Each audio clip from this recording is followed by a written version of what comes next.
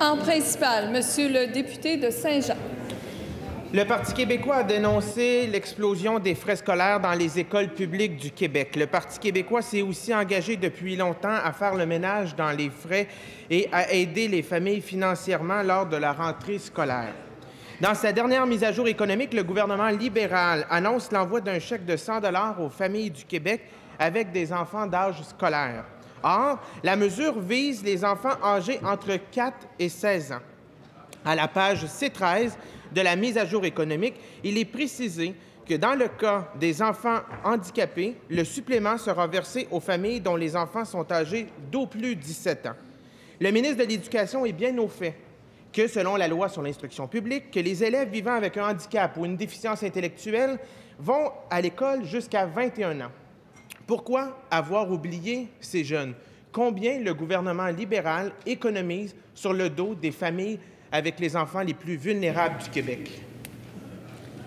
Monsieur le ministre de l'Éducation. Merci, Madame la Présidente. D'abord, j'aurais peut-être apprécié que le collègue salue cette initiative, cette décision qui, je pense, est favorable pour l'ensemble des parents du Québec. Vous savez, ils vont recevoir de l'aide pour pouvoir assumer cette facture que représentent les frais scolaires. Et c'est vrai pour chacun des enfants, Madame la Présidente. Et ça va se faire quand? Ça va se faire avant la rentrée scolaire. Je pense qu'on est à la bonne place. Les détails, et c'est ce qui est inclus dans la mise à jour, Madame la Présidente, les détails sont ceux-ci.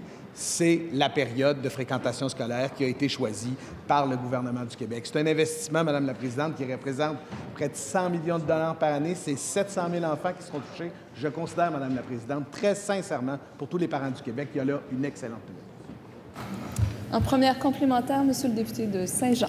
Madame la Présidente, on va le féliciter quand la mesure sera la bonne, parce qu'il met de côté des parents, il dit l'ensemble des parents. Faux, on l'a démontré.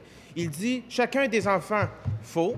Pourquoi encore mettre de côté les enfants et les familles qui vivent avec une déficience intellectuelle ou qui vivent avec un handicap? Pourquoi, quand on fait une mesure, pourquoi le gouvernement, quand libéral fait une mesure, pourquoi il ne la fait pas correctement dès la première fois? Pourquoi il faut toujours se lever pour qu'ils changent de position? Parce qu'ils ne sont pas capables de faire correctement dès la première fois.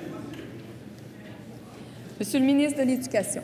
Oui, Madame la Présidente, écoutez, jusqu'à maintenant, je pense qu'on a fait la démonstration qu'on soutenait tous les enfants qui sont à l'école, peu importe leur âge et leurs conditions, Madame la Présidente.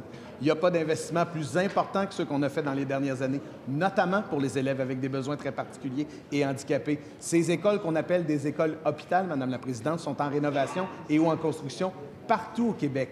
Tous les projets ont été vus et revus. Et s'il y en avait d'autres à faire, Madame la Présidente, j'en fais toujours une priorité. Il y a une mesure très concrète qui a été mise de l'avant. Elle sera dans la mise à jour. Il faut remercier le ministre des Finances. Il faut remercier le gouvernement du Québec qui a travaillé à faire en sorte qu'on se sorte de ces cycles répétitifs de déficit qui, aujourd'hui, nous permettent d'investir dans la poche de tous nos concitoyens, chez les parents du Québec, pour 700 000 enfants, près de 100 millions de dollars pour les fournitures. En deuxième complémentaire, Monsieur le député de Saint-Jean. Ces enfants vivant avec un handicap ou avec une déficience intellectuelle entre 18 et 21 ans continuent de fréquenter les mêmes écoles. Les parents ont les mêmes responsabilités. Ils ont les mêmes charges financières et même dans certains cas, ils ont plus de charges financières que les autres familles du Québec. Pourquoi pénaliser encore une fois, encore plus lourdement, les familles les plus vulnérables du Québec? Pourquoi et combien vous économisez avec ça? Monsieur le ministre de l'Éducation. Madame la Présidente, si vous avez suivi nos débats dans les derniers mois, dans la dernière année, on a fait beaucoup pour les parents qui ont des enfants lourdement handicapés. C'est notre gouvernement qui a mis en place des mesures très structurantes et très importantes pour faire en sorte de régler des questions d'inéquité, notamment. On fait beaucoup pour les soutenir au quotidien avec du personnel spécialisé, des professionnels qui les soutiennent dans le cadre de leur apprentissage, et on s'assure qu'ils aient des milieux de vie adéquats où la dignité et la capacité d'apprendre dans la mesure de leurs conditions est possible, Madame la Présidente. Tout est là pour leur permettre de réussir. Mais oui, on soutient les parents qui ont des fournitures scolaires à payer. Et oui, il y aura de l'argent à leur disposition, comme c'est inscrit dans la mise à jour. C'est une excellente nouvelle, Madame la Présidente.